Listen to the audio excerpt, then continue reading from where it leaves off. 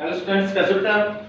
बेटा last video के अंदर हमने मार्कोनिको इफेक्ट के रूल के बारे में हमने पढ़ा था कि what is Markovnikov rule. Markovnikov rule क्या होता है बेटा? यार जनरली बोल सकते बेटा कि लास्ट वीडियो के अंदर हमने अनसिमेट्रिकल एल्कीन के अंदर हैलोजन एसिड के एडिशन के बारे में पढ़ा था बेटा। तो उस एडिशन के अंदर हमने कौन सा रूल पढ़ा था बेटा? अपना मार्कोनिको रूल पढ़ा था। थोड़ा सा उसको रिपीट करो, उसके बाद इसके मैकेनिज्म के ऊपर डिस्कस करेंगे।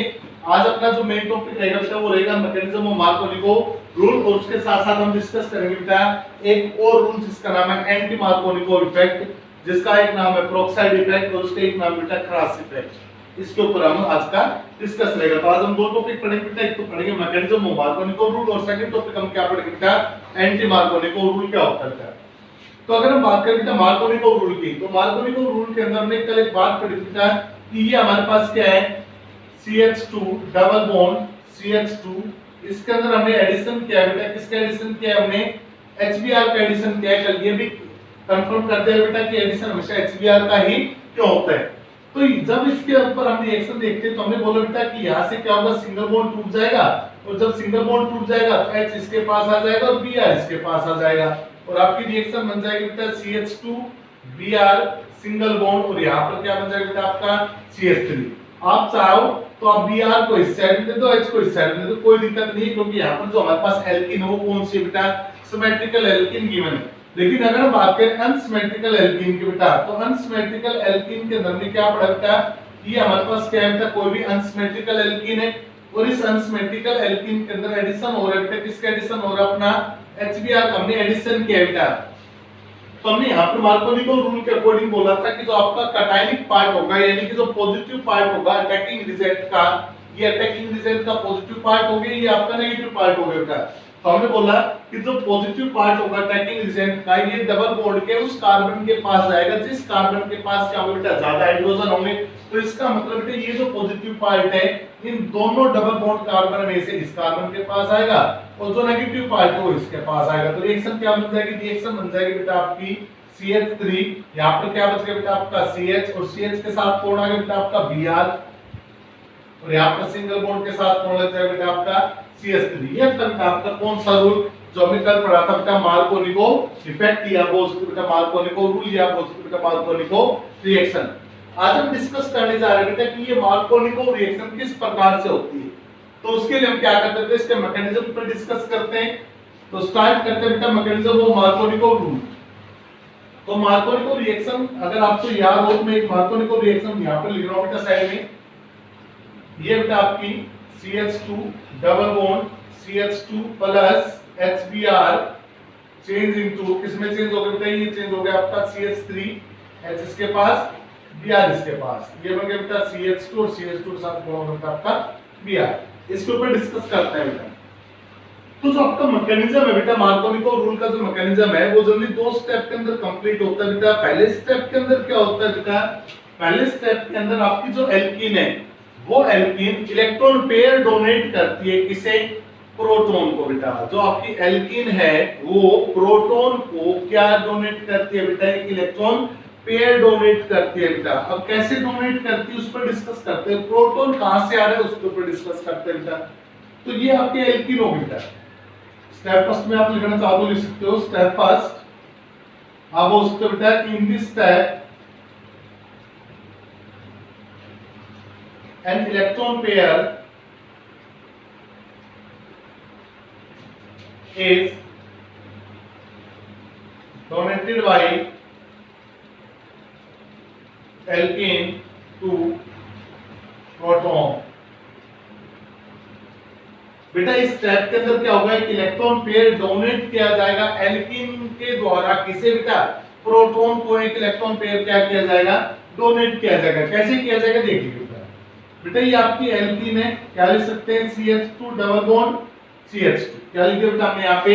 CH2 डबल बॉन्ड CH2, ये होगा बेटा आपका CH2 double bond CH2 plus addition किसका है बेटा? यहाँ पे HBr का एडिशन। अब ध्यान से सुनिएगा क्या होगा बेटा। इस कार्बन और इस कार्बन में यहाँ पर अगर आप देखो तो डबल बॉन्ड है, तो डबल बॉन्ड के अंदर एक तो आपका सिग्मा बॉन्ड और एक यहाँ पर कौन सा बॉन्ड प्रेजेंट है बेटा? पाई बॉन्ड है। और सबको पता है बेटा जो पाई बॉन्ड होता है वो कैसा होता है? वीक होता है।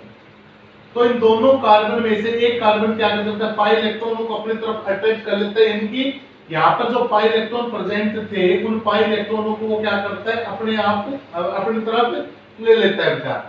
यहाँ से Br क्या कर सकते हैं, इलेक्ट्रोनेगेटिव होने के कारण हाइड्रोजन के इलेक्ट्रॉनों को अपनी तरफ ले लेता है। तो जैसे ही Br ने हाइड्रोजन के इलेक्ट्रॉन अपनी तरफ लिए तो हाइड्रोजन पर कैसा चार्ज आ जाएगा बेटा, पॉजिटिव, और आपका H पॉजिटिव क्या कहलाता है बेटा, आपका H पॉजिटिव क्या कहलाता है, प्रोटॉन कहलाता है। आपका H पॉजिटिव क्या कहलाता है, प्रोटॉन कहलाता है। काफी लोग सोच रहे होंगे सर ये कैसे, प्रोटॉन क्यों कहलाता है, तो सबको पता है बेटा कि जो आपका हाइड्रोजन होता है उस हाइड्रोजन एटम के अंदर आपके पास एक प्रोटॉन होता है, एक इलेक्ट्रॉन होता है, और न्यूट्रॉन तो होता ही नहीं है बेटा। और हमने बोला कि यहाँ से H पॉजिटिव बन गया बेटा, H पॉजिटिव कब बनेगा बेटा, जब लॉस ऑफ इलेक्ट्रॉन होगा। तो जब यहाँ से उसने एक इलेक्ट्रॉन था, उसी एक इलेक्ट्रॉन को उसने लूज कर दिया तो इस पर कैसे चार्ज आ गया, पॉजिटिव, और यहाँ का जो इलेक्ट्रॉन वो जा चुका है बेटा। अब मुझे एक बात बताइएगा कि H पॉजिटिव में इलेक्ट्रॉन है, नहीं है, H पॉजिटिव में न्यूट्रॉन है, नहीं है, H पॉजिटिव में है क्या, प्रोटॉन है। इसलिए हमने इसी के आधार पर H पॉजिटिव को क्या बोल दिया बेटा, प्रोटॉन बोल दिया। H पॉजिटिव को क्या बोल दिया बेटा, प्रोटॉन बोल दिया बेटा। ये हमेशा याद होना चाहिए, पूरी ऑर्गेनिक केमिस्ट्री के अंदर हमेशा जब भी प्रोटॉन का नाम आएगा तो आपके दिमाग में क्या जाना चाहिए, H पॉजिटिव आ जाना चाहिए बेटा। ये इंपॉर्टेंट पॉइंट रहते हैं जो केमिस्ट्री के अंदर आगे चलकर आपको हेल्प करेंगे बेटा। अभी से आप डालोगे तो क्लियर होने स्टार्ट हो जाएंगे। तो जो आपके H पॉजिटिव वो क्या कहलाएंगे बेटा, आपके प्रोटॉन कहलाएंगे। तो यहां से क्या हुआ बेटा, यहां से एल्कीन के अंदर एक कार्बन अपने दोनों इलेक्ट्रॉन ले लिए, यहां से Br ने दोनों इलेक्ट्रॉन ले लिए। अब इस कार्बन ने क्या किया बेटा, यहां पर जो दो इलेक्ट्रॉन ले रखे थे वो दो इलेक्ट्रॉन किसको दे दिए, इस H पॉजिटिव को दे दिए बेटा। ध्यान से देखना बेटा क्या कुछ हो रहा है। पहले यहां पर जो इलेक्ट्रॉन पेयर था वो इलेक्ट्रॉन पेयर किसने लिया, इस कार्बन ने अपने तरफ लिया बेटा। बेटा ध्यान से देखना, जब इस कार्बन ने इलेक्ट्रॉन पेयर लिया तो इस कार्बन पर कैसा चार्ज आ जाएगा, आपको पॉजिटिव चार्ज आ जाएगा, वो हम बाद में दिखाएंगे बेटा। तो यहाँ पर पहले क्या हुआ बेटा, इस कार्बन ने दो इलेक्ट्रॉन लिए और दो इलेक्ट्रॉन लेकर किसको दे दिया, हाइड्रोजन को दे दिए। तो ये हाइड्रोजन इस कार्बन के साथ अटैच हो गया, तो इस कार्बन के इलेक्ट्रॉन जब ये कार्बन ले गया तो इस कार्बन पर कैसा चार्ज आ गया बेटा, पॉजिटिव चार्ज। और यहाँ पर क्या लग गया बेटा, आपका CH3। क्लियर है। तो जब इस कार्बन पर पॉजिटिव चार्ज आ गया तो ये कार्बन क्या कहलाएगा बेटा, कार्बोकैटायन कहलाएगा। क्या कहलाएगा बेटा, ये आपका कार्बोकैटायन कहलाएगा। तो हम इस स्टेप के अंदर आगे भी अगर बोलना चाहें तो हम क्या बोल सकते हैं बेटा, in this step an electron pair donated by alkene to proton and form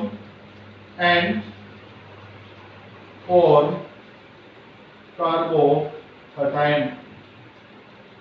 alkene को प्रोटॉन देकर किसका निर्माण कर दिया बेटा, कार्बोकैटायन का निर्माण कर दिया। अब सेकंड स्टेप में देखना बेटा क्या होगा। सेकंड स्टेप में जो कार्बोकैटायन बनाया बेटा आपका CH2 positive single bond CH3 बेटा H पॉजिटिव यूज कर लिया तो यहाँ पर बचा कौन, आपका Br नेगेटिव, यानी कि हैलाइड अनायन बच गया बेटा। अब ये जो नेगेटिव है किस पर अटैक करेगा, पॉजिटिव कौन बेटा आपका CH2। तो इस Br ने CH2 पर क्या कर दिया बेटा, अटैक। और जैसे इस पर अटैक हुआ तो ये क्या बन गया बेटा, ये बन गया आपका CH2 के साथ Br, और Br के साथ क्या लगे बेटा यहाँ पर CH3, और आपकी रिएक्शन क्या होगी बेटा, कंप्लीट है। ये तो बेटा आपकी रिएक्शन, चाहे कीजिए चाहे इसको आगे ले लो चाहे इसको पीछे ले लो, बात वही रहनी बेटा। यहाँ पर भी 1 पर ब्रोमो, यहाँ पर भी 1 पर ही आपकी ब्रोमो ग्रुप पर जाएंगे। तो हम क्या बोल सकते हैं बेटा, इस रिएक्शन के आधार पर हम बोल सकते हैं कि पहले स्टेप के अंदर आपका कार्बोकैटायन बनता है और दूसरे स्टेप के अंदर कार्बोकैटायन पर आपका जो हैलाइड आयन है वो क्या करता है बेटा, अटैक करता है। तो सीधी सी बात जो निकलकर हमारे दिमाग में आती है वो ये आती है बेटा कि जब तक आपका कार्बोकैटायन नहीं बनेगा तब तक आपका हैलोजन एटम उस कार्बन पर अटैक नहीं कर पाएगा। तो इसके अंदर मेन जो काम रहेगा, मेन जो थीम रहेगी बेटा, वो थीम रहेगी कार्बोकैटायन के बनने पर। जितनी जल्दी कार्बोकैटायन बनेगा बेटा उतनी ही जल्दी आपका जो हैलाइड आयन है वो क्या कर जाएगा, उस कार्बोकैटायन पर अटैक कर जाएगा। और जैसे ही कार्बोकैटायन पर अटैक करेगा आपकी रिएक्शन कंप्लीट हो जाएगी बेटा। तो ये था बेटा आपका मैकेनिज्म किसका, मार्कोनिकोव रूल का। दिमाग में रखना, पहले क्या बनाना बेटा, एल्कीन के इलेक्ट्रॉन ट्रांसफर करने, फिर एल्कीन के इलेक्ट्रॉन ट्रांसफर करते कार्बोकैटायन बनेगा, कार्बोकैटायन पर कौन अटैक कर जाएगा बेटा, आपका हैलाइड। अब बात आती है सर, ये तो हमने बात की सिमेट्रिकल की, अगर हमारे पास अनसिमेट्रिकल केस हो तो क्या होगा। तो बेटा एक बार अनसिमेट्रिकल केस के ऊपर डिस्कस करते हैं। अनसिमेट्रिकल केस के ऊपर डिस्कस करने के लिए हम क्या करते हैं, एक अनसिमेट्रिकल रिएक्शन को प्रोसीड करते हैं बेटा। मान लो आपके पास कोई भी एक अनसिमेट्रिकल एल्कीन की रिएक्शन हो गई, हमने यहाँ पे लिखा CH3 CH double bond CH2 plus HBr change into H इसके पास बेटा Br इसके पास और ये बन गया बेटा आपका CH3 CH Br और यहाँ पे कौन है बेटा आपका CH3। ये रिएक्शन आपको गिवन है बेटा और इस रिएक्शन का क्या करना है बेटा मैकेनिज्म सोल्व आउट करना है। अब देखिए कैसे करते हैं। अब यहाँ पर सबसे पहला केस आता है सर मार्कोनिकोव ने बोला कि H ज्यादा के पास आना चाहिए। सर ऐसा क्यों होना चाहिए? क्या कोई स्पेशल वजह है कि H ज्यादा के पास और Br कम के पास ही आ जाए? इसके पीछे कोई कारण नहीं है, बस वैसे कोई रूल बना रखा है बेटा? बिल्कुल इसके पीछे कारण क्या है? तो सबसे पहले इसका मैकेनिज्म डिस्कस करो बेटा, जो अभी अभी आपने पढ़ा है। तो इसका मैकेनिज्म अगर हम देखें तो पहला स्टेप जो आपका बोलता है वो पहला स्टेप क्या बोलता है बेटा? पहले स्टेप के अंदर आपका कार्बोकैटायन बनेगा। बनाइएगा कार्बोकैटायन कैसे? CH3 CH double bond CH2 plus ये HBr हो गया बेटा। अब ध्यान से सुनना, हो सकता है कि दोनों इलेक्ट्रॉन ये ले जाए, पहला केस फर्स्ट केस होता है। या सेकंड केस के अंदर अगर हम बात करें तो CH3 CH double bond CH2 plus HBr, ये आपका सेकंड केस हो गया बेटा।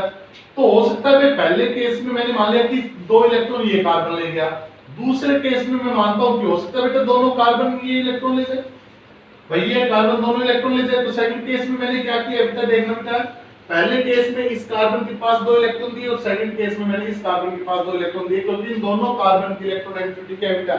सेम है। जब इन दोनों कार्बन की इलेक्ट्रोनेगेटिविटी सेम है तो इन दोनों में से कोई भी कार्बन क्या लेकर जा सकता है? इलेक्ट्रॉन लेकर जा सकता है। तो पहले केस में हमने माना कि ये कार्बन इलेक्ट्रॉन लेके गया, सेकंड केस में हमने माना कि ये कार्बन इलेक्ट्रॉन लेके गया। अगर ये कार्बन इलेक्ट्रॉन लेके गया बेटा तो कार्बोकैटायन आपका यहाँ पर बनेगा, क्योंकि दोनों इलेक्ट्रॉन इसके जा चुके, तो ये आपका कार्बोकैटायन बनेगा। और अगर दो इलेक्ट्रॉन ये लेकर गया तो कार्बोकैटायन के बाद आपका ये बनेगा। कांसेप्ट समझ में आया? अगर दो इलेक्ट्रॉन ये कार्बन लेकर गया तो इस कार्बन के पास इलेक्ट्रॉनों की कमी होगी, तो कमी होगी तो इस कार्बन पर पॉजिटिव चार्ज आ गया। अगर दो इलेक्ट्रॉन ये कार्बन लेके जा रहे तो इस कार्बन पर पॉजिटिव चार्ज आ गया। अगर हम देखें तो ये कौन सा कार्बोकैटायन है? ये आपका प्राइमरी कार्बोकैटायन, इनकी 1 डिग्री कार्बोकैटायन बेटा, प्राइमरी कार्बोकैटायन। कौन सा है आपका? प्राइमरी कार्बोकैटायन, क्योंकि ये कार्बन जिस पर पॉजिटिव चार्ज हो केवल एक ही कार्बन से घिरा हुआ है डायरेक्टली, इसलिए कौन सा होगा आपका? Primary carbocation. अगर मैं इस कार्बन की बात करूं बेटा जिस पर पॉजिटिव चार्ज है, तो ये कितने कार्बन से घिरा हुआ है?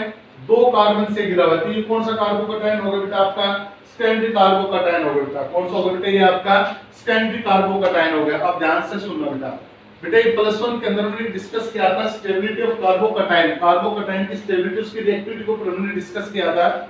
तो उसके अंदर हमने बोला था कि जो आपका सेकेंडरी जो आपका टर्शियरी कार्बोकैटायन होता है वो ज्यादा स्टेबल होता है, सेकेंडरी कम होता है, प्राइमरी कम होता है। इस प्रकार से हमने डिस्कस किया था। तो इसका मतलब कि जो आपका टर्शियरी कार्बोकैटायन होगा वो कम स्टेबल होगा, सेकेंडरी कम, प्राइमरी सबसे कम होगा। यहाँ पर तो हमारे पास केवल प्राइमरी और सेकेंडरी कार्बोकैटायन ही तो बने बेटा, और इन दोनों कार्बोकैटायन में स्टेबल कौन सा बेटा? आपका सेकेंडरी है। इसलिए हर एटम अपने आप को क्या बनाना चाहेगा? स्टेबल बनाना चाहेगा बेटा। इसलिए स्टेबल बनाने के लिए उसको कौन सा कार्बोकैटायन बनना पड़ेगा? सेकेंडरी कार्बोकैटायन बनना पड़ेगा। इसलिए सेकेंडरी बनने के लिए वो क्या करता है बेटा? अपने इलेक्ट्रॉन को पहले वाले कार्बन को देकर हाइड्रोजन को एक्सेप्ट करवाता है। अब इस पर पॉजिटिव चार्ज आ गया तो इस पर कौन अटैक कर जाएगा बेटा? आपका Br अटैक कर जाएगा। इस प्रकार से आपका जो मार्कोनिकोव रूल है वो क्या होगा बेटा? आगे प्रोसीड होगा। तो ध्यान रखना बेटा कि मार्कोनिकोव रूल जब आपका आगे बढ़ता है तो मार्कोनिकोव रूल के अंदर कई बार आपसे पूछ ले कोई कि भाई ये बताइएगा कि मार्कोनिकोव रूल के अंदर आपका प्राइमरी और सेकेंडरी कार्बोकैटायन में से कौन सा कार्बोकैटायन ज्यादा स्टेबल है? तो आप बोलोगे सर कौन सा? अपना सेकेंडरी कार्बोकैटायन ज्यादा स्टेबल। और याद रखना बेटा जो सेकेंडरी कार्बोकैटायन प्रोडक्ट बनाएगा वो प्रोडक्ट आपका मेजर प्रोडक्ट होगा, प्राइमरी का क्या होगा बेटा?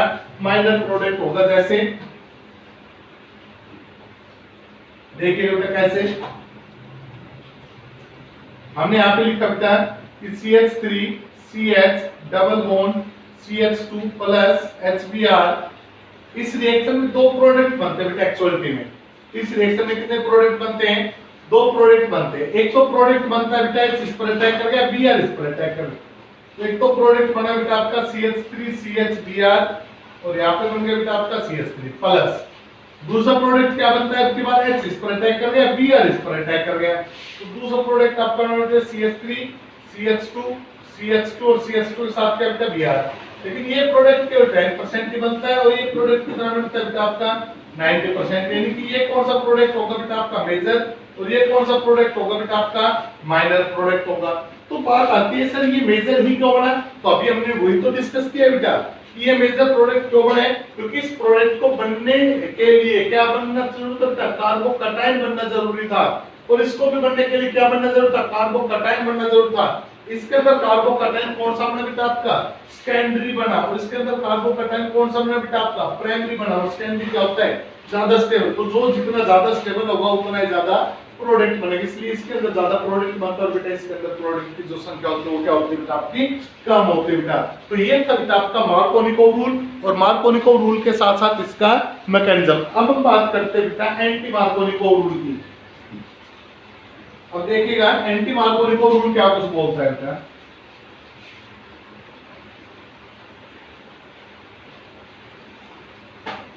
मार्कोनिकोव से जस्ट अपोजिट करते हैं हमारे पास एक और रूल बनता है बेटा जिसको हम बोलते हैं anti Markovnikov rule.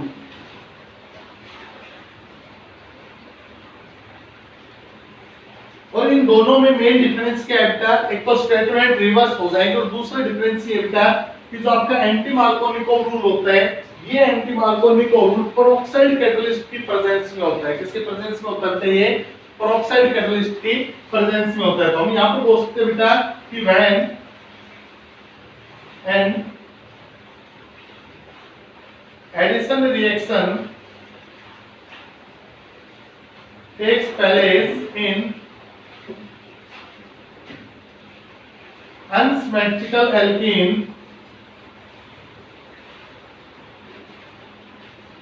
in the presence of peroxide catalyst, then the positive part of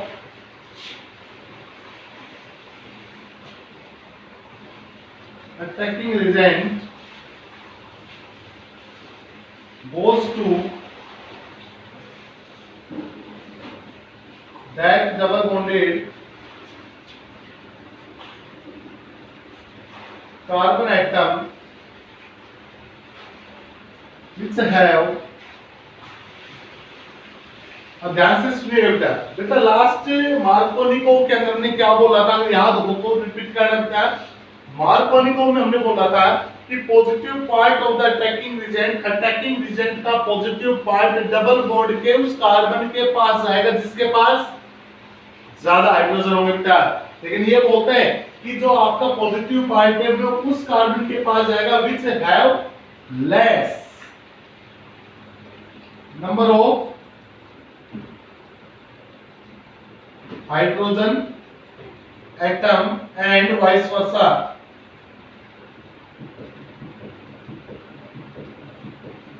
यानी कि पॉजिटिव पार्ट किसके पास आ गया, कम हाइड्रोजन वाले के पास, तो सीधी बात बेटा नेगेटिव पार्ट किसके पास जाएगा, ज्यादा हाइड्रोजन के पास।